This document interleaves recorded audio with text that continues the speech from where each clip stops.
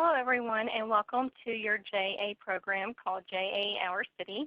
My name is Amanda Billingsley, and I'm a volunteer with JA, which is an organization that helps young people learn about money, jobs, and starting a business. And I'll be covering this JA session with you today.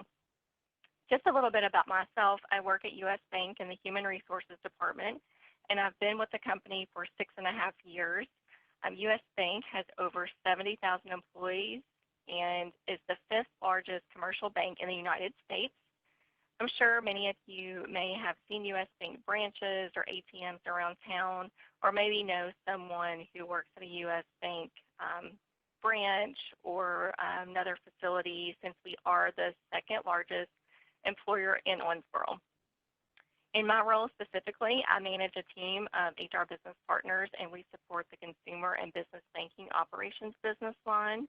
And there are approximately 4,000 employees within that business line.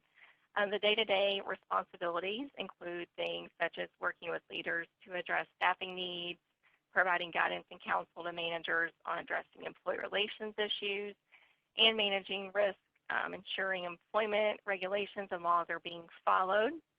And one of the things that I truly enjoy about my job is every day, every week, there are new challenges and opportunities.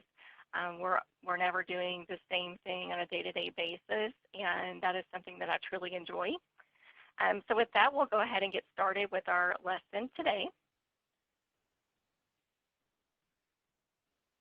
Today, we're going to learn about the 4 choices people have with money and how the choice people make affect a business and a city. And as you'll see here, there are 3 questions. So I'll ask each question and allow for a pause for you to think about potential answers, and we'll cover each one.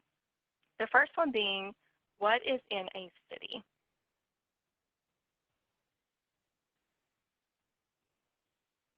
When you think about what is in a city, you may think of things such as buildings, people, jobs, stadiums, offices, or restaurants. And the second question is, what happens in a city? What happens in a city? What comes to mind for me are things such as people go to work, they play, maybe at the park, they may go see a movie, go to the library, see a sporting event. And the third question is, why is money important to a city? Money keeps the city healthy and working well, and we're going to learn more about that in our session here today.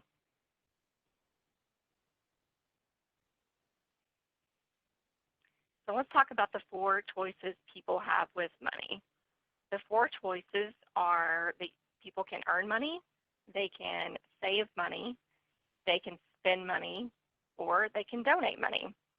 And unfortunately, I'm having some technical difficulties with being able to play this video over WebEx, but I'll ask that your teacher play this short video and see how the characters act out each of these choices.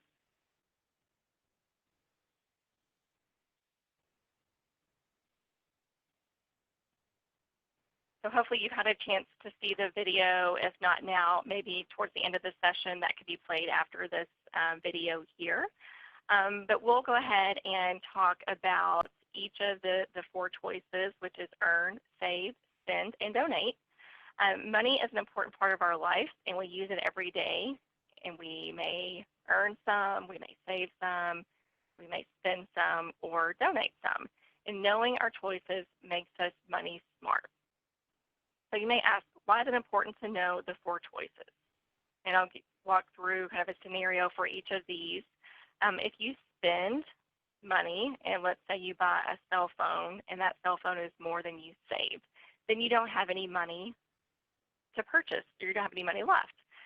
If you earn money, maybe you did chores around the house and you earned an allowance, and you never spend that money, then you don't have what you want or need, and the city doesn't get money.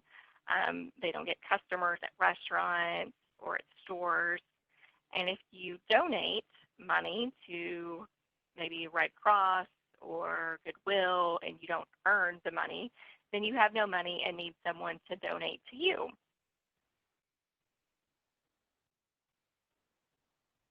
So we will go through and look at the definitions for each of these terms and even go through possible scenarios or examples where each of these definitions may be utilized. The first term is earn, and that means to get money for a job that you did. So maybe you, for example, earn money for completing a chore around the house, or maybe you get an allowance every week. You earn that money for a task that you did. Save means to put money away for a later use. If you earn money by doing a job and you don't spend that money, you put it away for a later use, you are saving it. Spend means to pay money for something you need or want. And maybe you have saved up your money to purchase a favorite toy or favorite video game. So it means you spent your money that you had saved. And then the last definition is donate. Donate is to give money, time, or things to help others. So maybe you wanted to donate to a particular charitable organization, or maybe it's not giving money, but it's donating your time.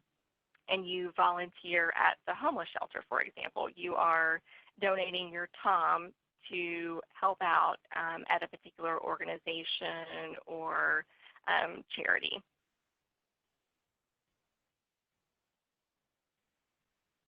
Let's talk about saving. Saving is one of the most important choices we have, because if you save, you have money for the things you need and want and for emergencies. So I'm going to share a particular an example that comes to mind when I think about saving money. And this goes back to when I was going to college. During the summers, I would come home during summer break, and I would work at a local company who provided summer jobs for college students. So I had a chance to make decent money, and I would work all summer to save money that I would need throughout the year at college. That was a good feeling, knowing that I had earned that money. I'd worked hard throughout the summer to earn money, and that allowed me to save for the coming months when I went back to college and wanted to purchase things that I wanted or needed. And so I had saved up all summer so that I would be able to do that throughout the rest of the college year. And so a question that you may ask yourself is, have you ever saved money? And when you saved, where do you put your money? And you may save your money in a piggy bank, or maybe you have a secret spot in your room where you put your money. Two places most adults save money are at a bank or at a credit union. And we'll talk about each of those on the coming slide.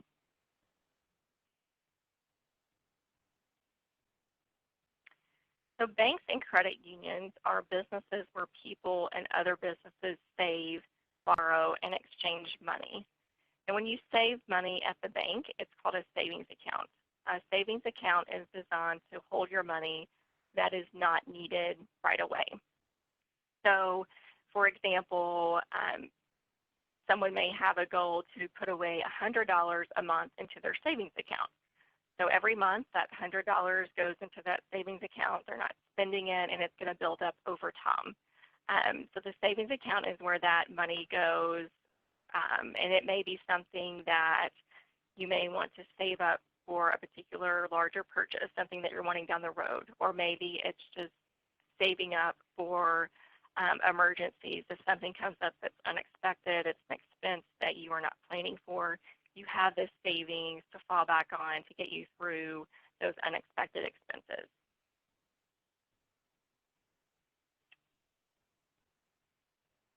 So when you put money into a bank account, that is called a deposit. When you go to the bank, you earn money, and you're wanting to put that into your bank account, that is called a deposit.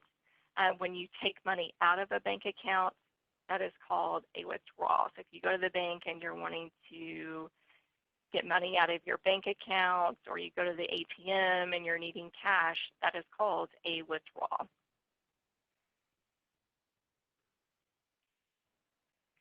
As we wrap up our session today, I want to thank you for your time and participation. The next time you earn some money, think about if you want to save that money, if you want to spend it, or you want to donate it. And I hope you have a great rest of the day, and I'll see you on our next session together. Thank you.